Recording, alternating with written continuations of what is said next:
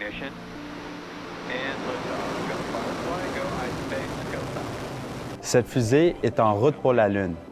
Elle fait partie d'une des nombreuses missions Artemis de la NASA qui vise à envoyer les humains sur la Lune.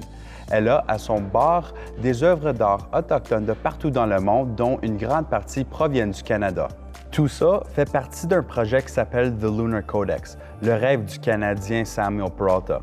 Grâce à lui, 40 000 œuvres d'artistes, de musiciens, de cinéastes s'envoleront dans l'espace.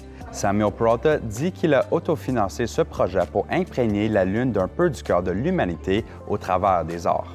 Il y a déjà eu 3 capsules envoyées, mais ce qui est spécial avec celle-ci, c'est qu'elle contient uniquement des œuvres autochtones. I think this is a first step, or at least to be able to contribute towards truth and reconciliation. I think is very important.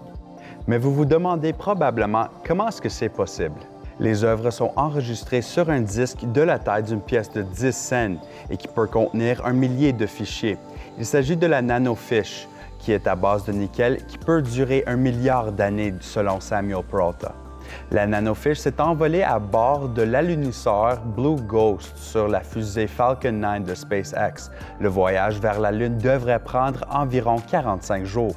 Le choix des œuvres s'est fait en collaboration avec la succession de Norval Morisseau.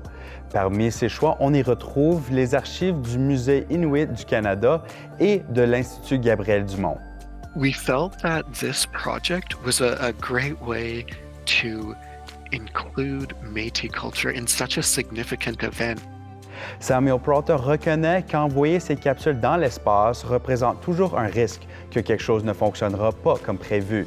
Il espère quand même que ces capsules temporelles arriveront toutes à destination.